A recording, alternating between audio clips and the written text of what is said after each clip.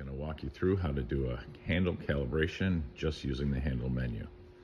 The first thing you're going to want to do is enter into program mode. Now, if this is the first time you've powered this up and this green LED is not lit, just grab the handle.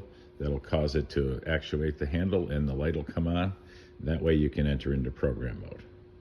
So we go into program mode, holding in the top right program menu button.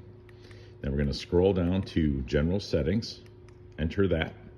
Scroll again, and the last thing should be calibrate handle. We select that. It'll go through its calibrating sequence, and then it should complete saying calibration successful, and your handle will now be calibrated to the actuator. Just waiting for a second here to let this thing finish calibrating. In this particular case, I've got a force sensing handle. And there you go, calibration succeeded, and now I'm done. The light is off, I grab the handle, the light comes back on, and I'm all set.